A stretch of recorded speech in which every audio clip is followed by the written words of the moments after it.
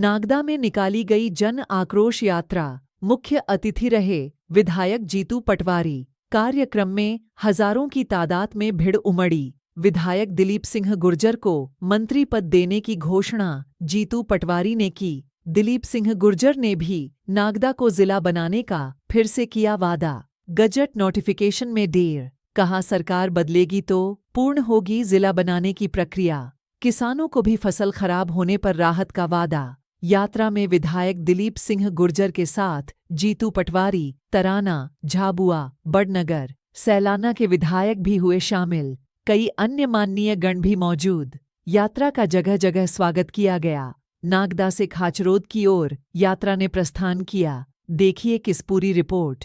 सरकार हाथ में सौंपी थी, आज वो भारतीय महिला दर की ठोकर खा रही और महिलाओं के सम्मान की बात करते हैं। ये मैं पूछना चाहता हूँ शिवराज सिंह जी चौहान, मैं पूछना चाहता हूँ नरेंद्र मोदी जी कि क्या आप महिलाओं के सम्मान की बात करते हो? मणिपुर में मेरी बहनों को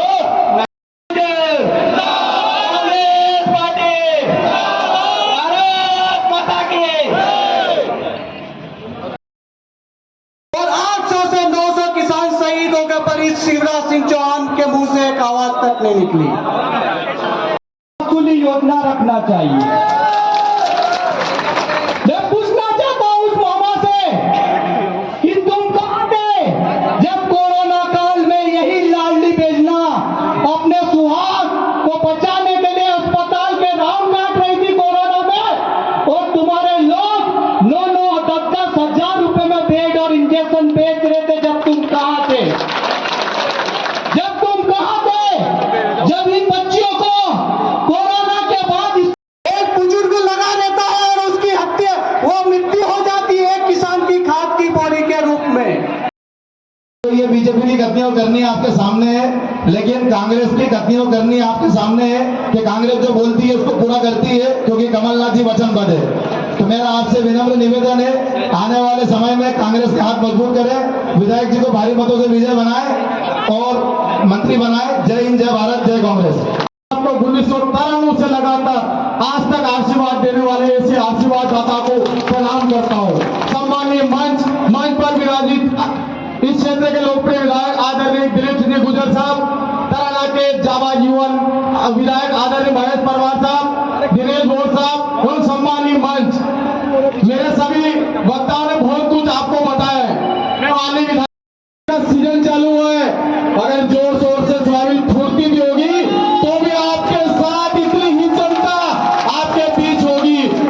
बहुत की जन आक्रोश रैली है, यह जन आक्रोश रैली यहाँ की युवा, यहाँ के जीतू पटवारी जिंदाबाद, जिंदाबाद, जिंदाबाद, जीतू पटवारी जिंदाबाद।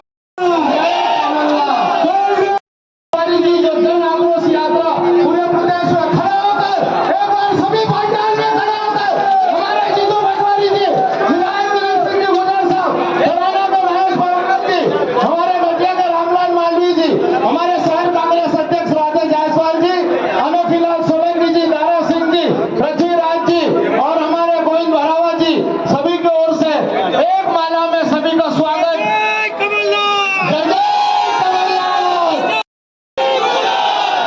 तो यही निवेदन है आप लोगों से कि सन 19 हो गई, थोड़ी बहुत सोयाबीन पकी थी तो पानी गिरने से वो खराब हो गई, लेकिन इसके बाद भी आप दिलीप गुर्जर जी के प्रति बिजनेस करता है, चाहे छोटी छोटी दुकान चलाता है, चाहे बड़े उद्योग धंधे हो, उन सबको परेशान करने का काम अगर किसी ने किया है तो इस मध्य प्रदेश के मुखिया शिवराज सिंह जी चौहान ने किया है। और उसका आक्रामक जवाब देने के लिए कमलनाथ जी ने ये जन आक्रोश यात्रा निकाली है। जन आक्रोश बात का सारे हमारे नेताओं को सुनना। मैं आपको 2-3 बात कहूंगा कि पिछले दिनों सोयाबीन की फसल कम बरसात से खत्म हो गई। जब मामा जी के पास हमारे सारे नेता लोग गए ज्ञापन लेकर, मांग की मध्य प्रदेश सरकार से कि सोयाबीन की फसलें खराब हो रही, आप सर्वे कराएं, मामा जी ने एक नहीं सुनी। अभी पिछले दिनों अति वर्षा हुई, कई गांव हमारे डूब गए, घटिया विधानसभा के हमारे गांव भी डूबे। माननीय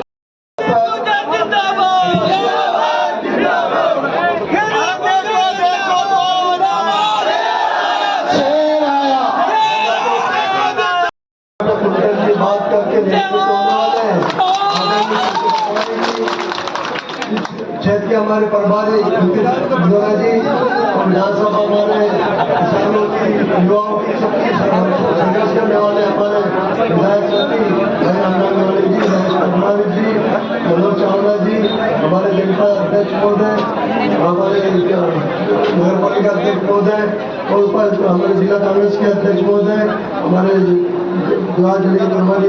चौड़िया जी और उपस्थित सभी हमारे सभी साथीगण, उपस्थित सभी हमारे आशीर्वाद यात्रा है। आप देखें तो उनका जगह जगह विरोध हो रहा है। मंचों पर तो पत्थरों से स्वागत हुआ है, वो कई तरह के स्वागत उनके चल रहे हैं, और उनके इस बात का डरा गया है कि आप लोग नहीं आओगे तो आपके हमें प्रधानमंत्री आवास नहीं मिलेगा, आपको 1000 रुपये की सम्मान निधि नहीं मिलेगी। इस प्रकार से वो आप लोग डरा के लेके आते हैं। जब लोग की संख्या देखेंगे तो आधे से कम नजर आएगी। जहाँ तक आक्रोश की बात है, आज किसान अपनी फसलों के उचित मुआवजा मांग करता है। आज हमें सोयाबीन की फसल नष्ट हो चुकी है, उसमें कम वर्षा से हमने उस समय मांग करी थी, सर्वे का आदेश मिले। अब अतिवर्षा से हमारी फसलें नष्ट हो चुकी है, परंतु अभी तक कोई सर्वे का आदेश नहीं है।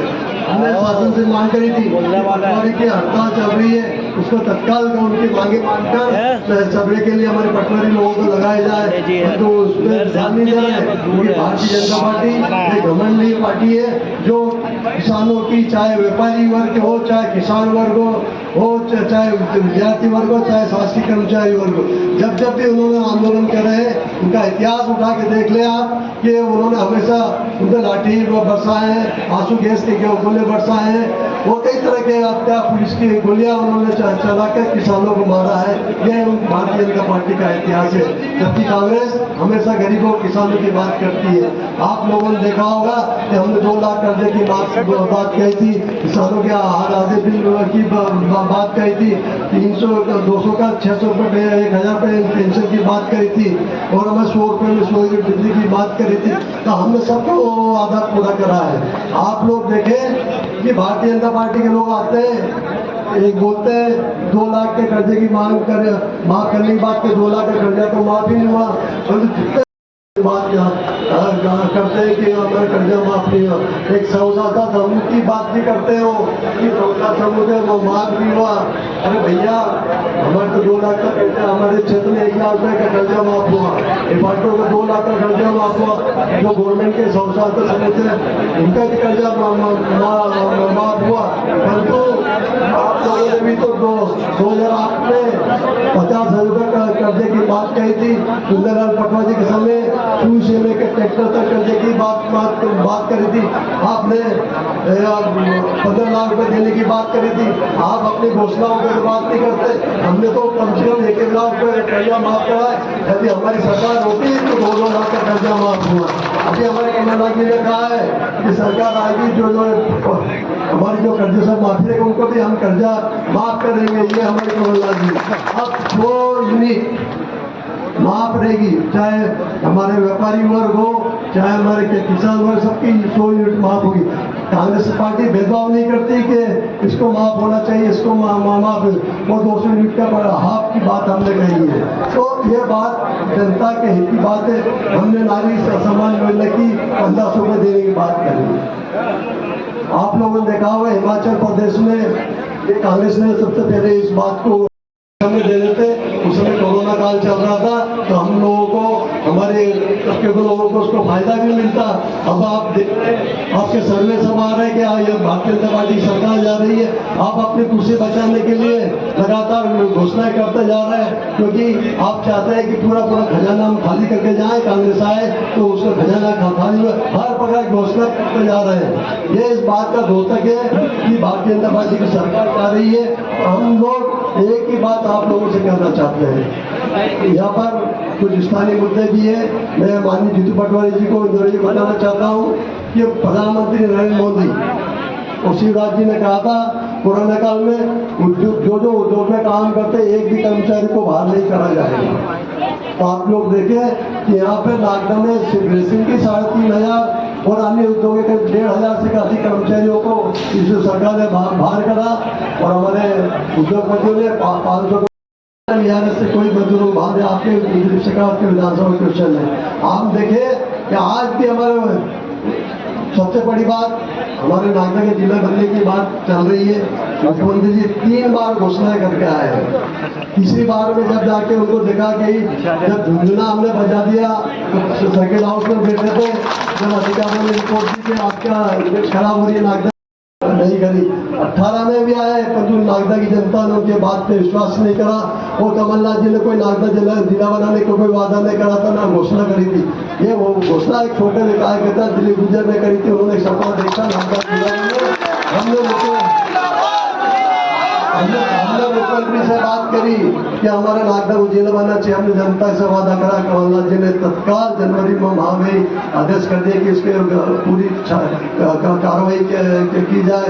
जब से प्रक्रिया चालू हुई, प्रक्रिया में समय लगता है, तो हम कई बार मीडिया के माध्यम से जनता को अवगत करा चुके हैं कि किस प्रकार से ये जिले बने। हमारे मंत्रिपरिषद 2020 में, जिसमें जीतू पटवारी जी थे, उन्होंने प्रस्ताव पास करा, मुख्य सचिव को आदेश भी करा गजट नोटिफिकेशन करो, पर हमारी सरकार गिरने का नहीं हो पाया। परंतु 3 साल हो गए, शिवराज जी ने नागदा जिले बनाने के लिए कोई कार्रवाई नहीं करी। यदि वो उसके तत्काल उसको गजट नोटिफिकेशन हो जाता, हमारे जिले में कई कार्यालय हो जाता और जिले की कई हमारे मेडिकल कॉलेज भी, हर जिले में मेडिकल कॉलेज खुल रहा था, हमारे एक मेडिकल कॉलेज की सौगात भी हमें मिल जाती। ये भारतीय जनता पार्टी की कंपनियों करने में आप लोग देखें। अभी एक बात और आप नागदा की जनता से अवगत कराना चाह रहा हूँ कि नर्मदा शिप्रा योजना का पानी हमारे पास आ रहा है।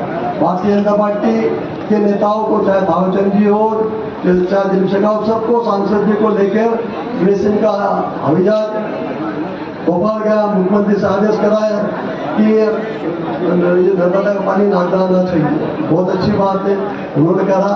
परंतु ये नगर पालिका नागदा को क्यों दिया जा रहा है, जबकि नगर पालिका नागदा को फ्री में पानी चंबल से मिलता है। यदि हम नर्मदा का पानी लेंगे तो उसका उनको टैक्स देना पड़ेगा, वो टैक्स नागदा की जनता पे आएगा। इसके लिए भी ये एक उद्योग को फायदा पहुंचाने के लिए, अभी उद्योग की जवाबदारी है नागदा खासकर की जनता को देने के लिए। तो ये बात आपको छोटा समझना है कि कौन उद्योग के हित में काम कर रहा है, वहाँ किसके किसके ठेके चल रहे हैं, वो कितने बेरोजगार हो रहे हैं, तो किस प्रकार से यह आप लोग देखने और समझने की आवश्यकता है। जहाँ तक व्यापारी वर्ग की बात है, निश्चित रूप से आप लोगों ने देखा होगा कमलनाथ सरकार ने शुद्ध का युद्ध चलाया था और हर मिलावटी वाले लोग घबराने लग गए थे। हमारे क्षेत्र में बहुत कम व्यापारी है जो इस प्रकार से काम करते हैं, पर भारतीय जनता पार्टी ने धंधा बना रखा है यहाँ पर। 15 माह में कभी हमारे अधिकारी वहाँ आके व्यापारियों को छापा नहीं मारा। हमारे व्यापारियों से पूर्व विधायक कितना चंदा लेता है मुझे बताने की आवश्यकता नहीं, चाहे गावड़ यात्रा के नाम पे हो, चाहे कन्या योजना के नाम पे कितना चंदा लिया जाता है मुझे बताने की आवश्यकता नहीं। वो कितने छापे पड़ते हैं, कौन मीडिया बन के व्यापारियों के साथ डीलिंग कराता है और किस प्रकार से ये काम होता है, ये आप मुझे बता नहीं। मेरा आप लोगों से कभी हम कांग्रेस लोगों ने आप लोगों से करने की बात नहीं करी।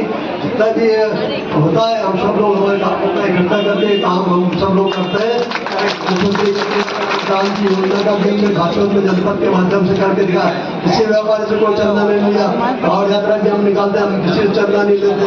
उनको आप व्यापारियों को उनकी समस्या जान रहे हैं और कहाँ क्या क्या समस्या है इसका भी अध्ययन कर रहे हैं।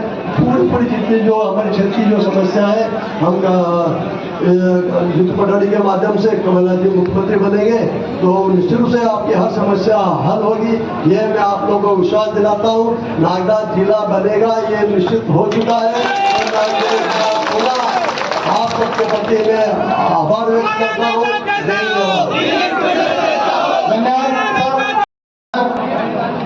उसके प्रभारी हमारे युवा नेता, किसान नेता भाई जीतू पटवारी जी, हमारी यहाँ की प्रभारी शोभा ओझा जी, हमारे जिला कांग्रेस कमेटी के अध्यक्ष कमल पटेल जी, हमारे आपके आगे जो शेर आया तो जोश मैंने देखा, जो नाम मैंने सुना, जो चर्चा मैंने सुनी, वो यहाँ आकर दिखाई दे रही है दिलीप गुर्जर जी के रूप में। गजब बधाई देता हूँ गुर्जर साहब आपको। तमाम हमारे विधायक रामलाल मालवीय जी, भाई महेश परमार जी, भाई मनोज जी, और तमाम हमारे मंचासीन नेता और तमाम दूर दराज से आए हुए हमारे किसान भाइयों साथियों, ये जन आक्रोश यात्रा भाई जीतू युवा नेता जो दिन रात भाग रहा है, इसे भाई को सोने का टाइम भी नहीं मिलता, लेकिन उसके बावजूद भी आप लोगों की पीड़ा के लिए, आप लोगों की समस्याओं के लिए ये संघर्ष करता हुआ तमाम हमारे नेताओं को लेकर सड़कों पर उतरा हुआ है। और जिस प्रकार से हमने मंदसौर से ये यात्रा शुरू की और जिस प्रकार से सैलाब उमड़ा लोगों का, शिवराज सरकार मेरे ख्याल से हिल चुकी होगी। पता लग गया होगा शिवराज सरकार को कि 18 साल में तुमने प्रदेश में क्या किया है। पता लग गया होगा शिवराज सरकार, जो घोटाले, जो भ्रष्टाचार, जो हालात आपने पैदा किए, उसकी पीड़ा, उसका आक्रोश आज लोगों में उमड़ा हुआ। लोग सड़कों पर आ रहे हैं अपनी दर्द और पीड़ा को लेकर। साथियों, जो सहन किया है 18 साल, आकलन आपको करना है। 18 साल में जो हुआ और 15 महीने में जो हुआ, चुपचाप वोट डाल देते हैं, शिवराज की सरकार बना देते हैं, मोदी की बना देते हैं। उनको किस बात की चिंता? क्यों आपके दर्द और पीड़ा को समझेंगे जब वोट आप दे रहे हैं, सरकार उनकी बना रहे हैं। क्या कभी सरकारें हमने देखी है जो लोगों की भावनाओं को, लोगों को इरादों को, लोगों की मंशाओं को पूछे बिना फैसला करे? आप बता दीजिए, एक भी फैसला इन लोगों ने हमारे किसानों से, हमारे भाइयों से, हमारे युवाओं से पूछ के किया? आज प्रदेश में भ्रष्टाचार, खुला भ्रष्टाचार है। जो घोटालों की सूची, जिसमें आप आकलन कर लें, ये तो कुछ गिने चुने घोटाले हैं जो हमने अभी पंपलेट बांटे, उसके अलावा कितने घोटाले, उसका कैसे आकलन होगा? कोई आकलन नहीं है। नगर निकायों में जाओ, पता लगता है कि वहां भ्रष्टाचार है। आप कहीं किसान की बात करो, महिलाओं की बात करो, आज प्रदेश में जिस प्रकार से बलात्कार हुआ है, 5,500 हमारी बहनों के साथ बलात्कार हुआ है, लेकिन कोई पूछने वाला नहीं। महिलाएं, बहनें, मेरे युवा साथियों, सबको नमन करती हूँ, क्योंकि नागदा मेरा परिवार है, नागदा मेरा ससुराल है, हमारी पहचान नागदा से है। तो सभी बुजुर्गों को ढोल देती हूँ, प्रणाम करती हूँ। मैं देख रही थी सब बहनों ने हाथ उठाया कि किसी को 450 रुपए में टंकी नहीं मिल रही है, जो कि सच्चाई है। शिवराज सिंह जी चौहान रोज झूठे वादे करते हैं, रोज झूठी बातें करते हैं। और बहनों को तो उन्होंने, मैं समझती हूँ कि प्रदेश की हमारी बहनें मासूम हैं पर मूर्ख नहीं है। पर शिवराज सिंह जी चौहान जी ने बहनों को तो मूर्ख समझ रखा है। चुनाव के 3 महीने पहले कुछ बहनों के खातों में 1000, कभी 1200 रुपए डाल के वो सोच रहे हैं कि बहनें बिक गई तो बहुत बड़ी गलतफहमी में है। बहनें जानती हैं कि जो पैसा लाडली बहना का उनको मिल रहा है, कहीं न कहीं उन्हीं की पैसों की चोरी से मिल रहा है। आज आंकड़े उठा के हम देखें तो जो गर्भवती महिलाएं हैं, जिनका आहार पोषण मिलना चाहिए, जो हमारे छोटे छोटे दूध पीते बच्चे हैं, जिनको आहार पोषण मिलना चाहिए, आज उसमें कितना बड़ा घोटाला है। तो ये पैसा, भ्रष्टाचार का पैसा, वो सोच रहे हैं उसमें से 1000 रुपए 2-3 महीने पहले चुनाव के देके बहनों को गुमराह कर लेंगे। तो ये सोच उनकी गलत है। बहनें बताएंगी कि इस बार वो पूरी सरकार बनाएंगी। बहनें तो इस महंगाई से उनकी कमर टूट गई है। जो पिछली कांग्रेस के 15 माह में 1 रुपए यूनिट मिलती थी और घर का बिजली का बिल कभी 75 रुपए, कभी 60 रुपए आता था, वो बिल आज 1500 का आ रहा है, 1200 का आ रहा है। तो एक बहन और एक पिता या एक माता अपने घर के बिल, बिजली के बिल कैसे भरे, ये समस्या है। आज बेटा को लोन लेके पढ़ाई करवाई है, पर जब लोन लेके बेटा पढ़ लिख गया तो उसके नौकरी के नाम पर भ्रष्टाचार, कभी व्यापम का घोटाला, कभी पटवारी का घोटाला, कभी नर्सिंग का घोटाला, तो तमाम घोटालों से भरा हुआ है ये। हमारे सबके नेता, आपके जाने पहचाने, मध्य प्रदेश की नई उम्मीद, पूर्व मंत्री आदरणीय जीतू पटवारी जी, और आप और हम सबके नेता, आप सबके लोकप्रिय, हमारे सेलाना क्षेत्र में भी बहुत लोकप्रिय हमारे दिलीप भैया, कल मैंने आपको आमंत्रित किया था, आप नहीं आए। तो ऐसे हमारे वरिष्ठ, हमारे मार्गदर्शक और आपके लोकप्रिय विधायक आदरणीय और भावी मंत्री आदरणीय दिलीप भैया गुर्जर जी, हमारे अखिल भारतीय कांग्रेस कमेटी के सचिव आदरणीय कुलदीप इंदौरा जी, आदरणीय दीदी हमारी शोभा, जो ठग रहा है 1000 रुपए 250 रुपए, किस तरह मजाक हमारी बहनों का ये उड़ाया जा रहा है। इस द्वारा क्यों याद नहीं आई हमारी बहनें कोरोना के वक्त, जब सबसे बड़ा इस पूरी दुनिया में मुसीबत का समय था, कोरोना का समय, जब क्यों नहीं हमारी बहनों को, हमारी माताओं को 1000 रुपए देने की याद शिवराज सिंह चौहान को आई। आज क्यों 18 साल बाद ये भारतीय जनता पार्टी हमारी बहनों के साथ इस प्रकार का छलावा कर रही है? तो ये बातें आपको सबको देखना है, काफी देर हो चुकी है हमको, आपको सबको जीतू भैया को सुनना है, तो आपने यहाँ बुलाया, सम्मान किया, मैं दिलीप भैया का आभार व्यक्त करता हूँ और आप सबका आभार व्यक्त करता हूँ। धन्यवाद। जय हिंद, जय भारत। परिवारजन, अब दिलीप भैया कह रहे थे कि सोयाबीन का समय है, पहले तो प्रकृति की मार से सोयाबीन जो बीघे की 5 होनी थी, अब वो 2 किन, 2.5 किन, 1.5 किन, 1 किन, उस कटई को छोड़ के इतनी बड़ी तादाद में आप सब यहाँ हैं। मैं आप सबका स्वागत करता हूँ, सत्कार करता हूँ, साधुवाद देता हूँ, धन्यवाद देता हूँ और सबके चरणों में सर रख कर आप सबको प्रणाम करता हूँ। साथियों, नाता दिलीप भैया जंक्शन है ट्रेन का, और शिवराज हमेशा ये कहता है, नरेंद्र मोदी कहते हैं, भारतीय जनता पार्टी के लोग कहते हैं कि हमारी सरकार डबल इंजन की सरकार है। कहते नहीं कहते? तो डबल इंजन का उपयोग कब होता है? जब एक इंजन फेल हो जाता है तो दूसरा लगाया जाता है। सही है गलत है? तो नागदा के लोग ये बात अच्छे से समझते हैं कि एक अंजन बठिया है तो दूसरा अंजन का लाड़ू पड़ा। सही है गलत है? तो शिवराज को अंजन बठी जो है, ध्यान रखो, जो थोड़ो गड़ो खराब है, शांत हो जो। नागदा जिले की बात हो रही थी, अभी दिलीप भैया बहुत गहराई से बता रहे थे इस बात को। कमलनाथ जी की सरकार बनी, पहले दिन दिलीप गुर्जर जी उनसे मिले विधायक बन के, तो उन्होंने कहा कि नाथ साहब, मुझे आप मंत्री नहीं भी बनाओगे तो चलेगा, पर मेरे अपने नागदा को जिला आपको बनाना होगा। और मैं साक्षी था इस बात का, मैं उस वक्त वहां उपस्थित था।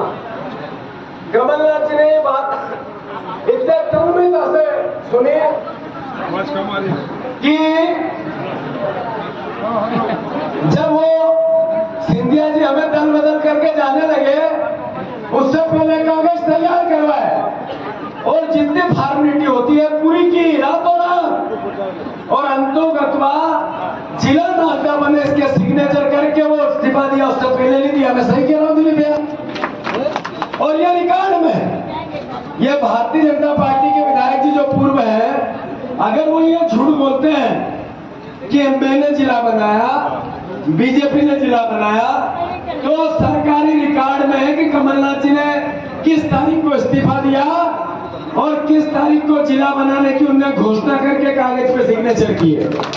ये पत्रकार बंधु जितने भी हैं, ये इस बात का आप पढ़े लिखे लोग हो, रिसर्च कर लेना। अगर उसके बाद हुआ थोड़ी तकलीफ है हो, 5-6 दिन से भाषण दिए हुए फिर आपत्ति है थोड़ी। साथियों, मैं मानता हूं ऐसा विधायक कभी किसी को नहीं मिल सकता। जब चुनाव लड़े, पार्टी ने टिकट दिया, पार्टी ने टिकट नहीं दिया, 93 से 93 आज 30 साल हो गए। क्या सेवा होती है जनता की। मैं विधायक था पिछली बार, दिलीप भैया हार गए थे, पर सदन चलना चालू हुआ नहीं कि दिलीप भैया भोपाल में रहते थे। उस गली का ये काम, उस गली की ऐसी आपत्ति, वहां ऐसा नहीं होना है, चंबल की वैसी परेशानी है, ग्रेसिंग मॉल ऐसे लोगों को परेशान कर रहे हैं।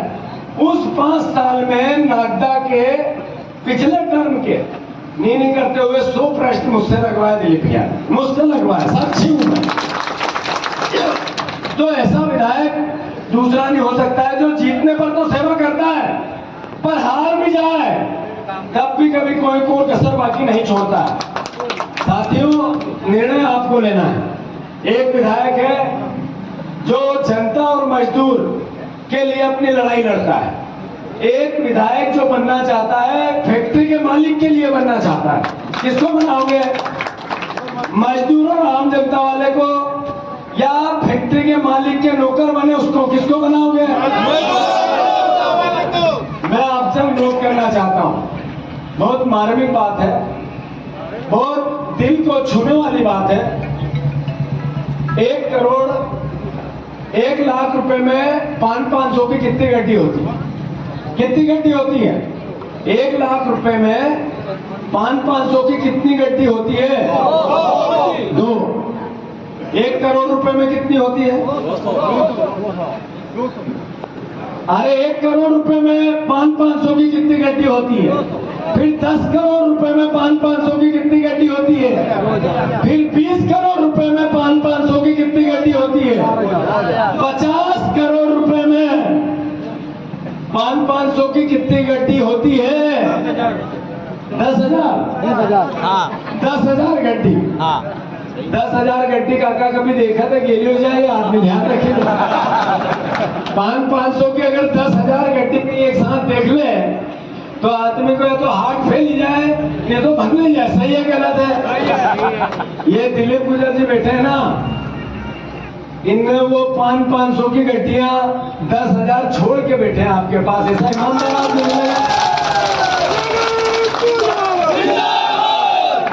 दूसरी बात, ये महेश परमार, ये मनोज चावला, ये हर्ष विजय गहलोत, ये रामलाल मालवी जी, ये कौन लोग हैं? कोई ईमानदारी का थर्मामीटर होता है क्या? बुखार मापते हैं तो आजकल उसका मीटर आ गया, पर ईमानदारी का कोई थर्मामीटर नहीं होता है। ये दिलीप भैया कहा आपको हम गृह मंत्री बनाते हैं और 50 करोड़ रुपए आपके जहां बोलो तब पहुंचा देते हैं, आप सरकार गिरा दो। मैं साक्षी हूं उस बात का भी, हम दोनों भाई बैठे रहते थे और चर्चा करते रहते थे। तो अपने लोगों के लिए, उस वोट को जिसने आपने दिया उनको, उसकी इज्जत और सम्मान के लिए, अपने क्षेत्र के विकास और स्वाभिमान के लिए इस लालच में नहीं आए। योग्य आदमी थे, मंत्री तो जैसे ही सफल होता तो बनते ही, कोई रोक नहीं सकता था। अगर इनको मंत्री बनने से रोका तो ज्योतिरादित्य सिंधिया ने रोका, जो सरकार गिरा दी। अगर वो सरकार नहीं गिराते तो ये 8 दिन में शपथ लेने वाले थे, इसका भी मैं साक्षी हूँ। और अब जब सरकार वापस कमलनाथ जी की बनेगी कि नहीं बनेगी? तो नागदा को गृह मंत्री बनानो कि नहीं बनानो? बोलो, बनानो कि नहीं बनानो? तो ये चुनाव विधायक को है नहीं। एक तरफ बीजेपी के विधायक आएंगे दिलीप भैया, दूसरे वाले उनका एक ही काम है, उगई। गलत तो नहीं कहा उन्हें? नागदा के व्यापारी नहीं, अच्छे से जानते हैं इस बात को। कौन सा दिलीप? आपको समझ में आए। मैं ये महेश परमार बैठे हैं, छोटी बात नहीं है, बहुत गंभीर बात है। नरोत्तम मिश्रा हमारे प्रदेश के गृह मंत्री हैं। इनको 1 नहीं 2 नहीं 4 नहीं 10 पत्रकार रिसर्च कर ले इस बात का। उस दौरान उसके फोन से महेश भैया के फोन पे कितने फोन आए, उन्होंने भी बार बार लालच दिया। कभी 10 करोड़ का कहा, कभी 5 करोड़ का कहा, कभी 25 करोड़ का कहा।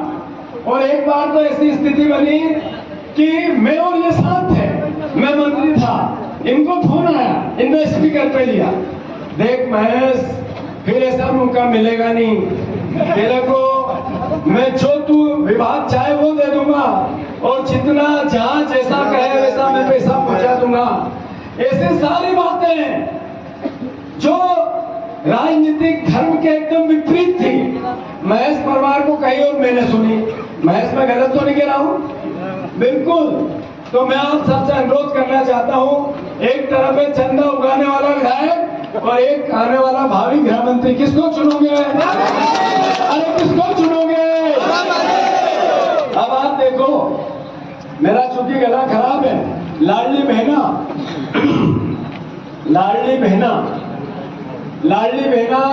शिवराज जी को याद आई 18 साल बाद, जैसे दीदी बोल रही थी शोभा ओझा जी। 18 साल बाद शिवराज जी ने कहा मेरा मुख्यमंत्री बनना सार्थक नहीं है अगर मैं मेरी बहनों के लिए कुछ कर न जाऊं तो। बहनों, एक क्लिक में 10 तारीख के दिन आपके खाते में 1000 रुपए आएंगे और दूसरे दिन बिजली का बिल 3000 रुपए का आएगा। फिर कहा बहनों तुम चिंता मत करना, मामा भी जिंदा है। 10 तारीख के दिन आपके खाते में 1000 रुपए आएंगे और दूसरे दिन गैस की टंकी लेने बाबा जाएगा, मामा जाएगा या जीजा जाएगा, भांजा जाएगा तो 1100 रुपए वापस छीन लेगा। सही है गलत है? एक राशन जो 5000 में आतो थो, इन्हें बीजेपी का शासन में 15000 को ही है, तो 15000 रुपए 10,000 रुपए छीनेंगे और 1000 रुपए देंगे। ऐसे में मामा को क्या कहेंगे आप? ठगोरा मामा। क्या कहेंगे? गलत किया कि सही किया? ये पत्रकार यहाँ बैठे हैं, पूरी जिम्मेवारी से मैं कहना चाहता हूँ, पूरी जिम्मेवारी से, ये लाडली बहना ने कितनी कुरीति की है ये चिंता का विषय है। और ये आने वाले समय में हमारे लिए भी एक ऐसी भावना जो समझना पड़ेगी। दीदी अपने मंदसौर में कल मुझे मिले थे लोग, एक सरपंच ने एक बहन को लाडली बहना आवास देने का फॉर्म भरने के लिए बुलाया और उसके साथ बलात्कार कर लिया। थाने में मैं कभी भी गलत बात नहीं करता हूँ। शिवराज की लाडली आवास के नाम पर लाडली बहना से बलात्कार आज अखबारों में है मंदसौर के, पढ़ लो आप। उन्होंने कहा गांव का नाम है बिसनिया, पंचायत ग्राम पालखंडा में सरपंच ने महिला को लाडली आवास स्वीकृत करने के नाम पर बुलाकर बलात्कार किया। यह है शिवराज जी का राज। ये समझने की बात है। आप देखो कि पुलिस के पास वो बहन गई FIR लिखाने, पुलिस ने नहीं लिखी। फिर कांग्रेस के लोग और आम जनता थाने पे गए, तब उस आवास योजना की हितग्राही की गुहार पुलिस ने लिखी। फिर दूसरा दिन शामगढ़, मैं शामगढ़ का दौरा भी करके आया हूँ। शामगढ़ में एक विधवा लाडली बहन, विधवा पति मर गया कोविड में उसका, उस बहन को लाडली आवास दिलाने के नाम पर और लाडली बहना का नाम फॉर्म भरने के नाम पर फिर सरपंच ने बुलाया और 4 लोगों ने बलात्कार किया। एक ने नहीं किया, 4 लोगों ने। उन सब के खिलाफ नाम है उनके गोविंद सिंह, कालू सिंह, नारू सिंह, तूफान सिंह, मनोहर सिंह। इनके खिलाफ 376, 386, 323, 506 और 109 इतनी धाराओं में FIR शामगढ़ थाने पे हुई है। आखिर शिवराज जी कहाँ ले जाएंगे प्रदेश को? आप देखो, एक तरफ जन आशीर्वाद यात्रा इस बात की कि बहनों के साथ लाडली बहन के नाम पर बलात्कार हो रहा है, एक मुख्यमंत्री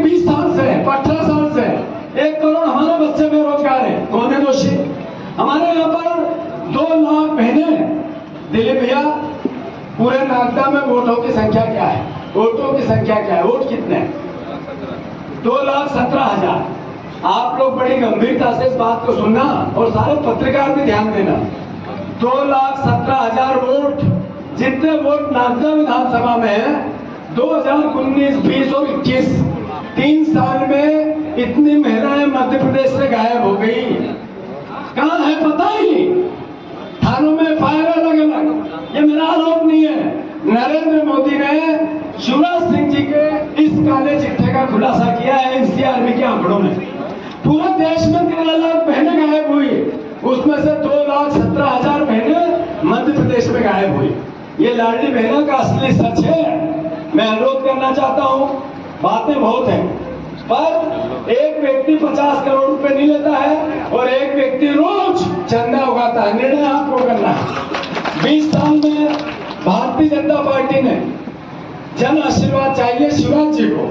अरे अमित शाह जी से जबलपुर में पत्रकारों ने पूछा कि आपका चेहरा कौन है, कौन होगा आपका चेहरा? तो अमित शाह ने कहा ये हमारा इंटरनल मामला है, हम चुनाव के बाद बताएंगे कि कौन होगा। फिर नरेंद्र मोदी ने कभी शिवराज जी के पक्ष में बयान नहीं दिया, जेपी नड्डा ने नहीं दिया, उनके संगठन ने नहीं दिया। तो जब भारतीय जनता पार्टी चुनाव लड़ेगी तो नरेंद्र मोदी के चेहरे पे लड़ेगी। तो जब शिवराज को बीजेपी जन आशीर्वाद नहीं दे रही है तो जनता को देना चाहिए क्या? नहीं देना चाहिए क्या? साथियों, मैं अनुरोध सिर्फ इतना ही करना चाहता हूँ कि फैक्ट्री के सेठ को मत जिता देना, नहीं तो गृह मंत्री खोदोगे। कौन खोदोगे? फैक्ट्री के सेठ के दलाल को जिताओगे तो प्रदेश का गृह मंत्री खोदोगे। निर्णय आपके हाथ में है। कमलनाथ एक विजनरी लीडर है। कमलनाथ ने दुनिया भर में हर पद पे रहकर देश का नाम रोशन किया है। कमलनाथ ऐसे व्यक्ति है कि उनकी जिंदगी में जितने पद होते हैं सब पालेंगे, सिर्फ प्रधानमंत्री पद को छोड़ के और राष्ट्रपति पद को छोड़ के। वो इस प्रदेश को अपने अनुभव का लाभ देना चाहते हैं। हम सब के लिए गर्व की बात है कि एक ऐसा नेता हमारा मुख्यमंत्री का उम्मीदवार है।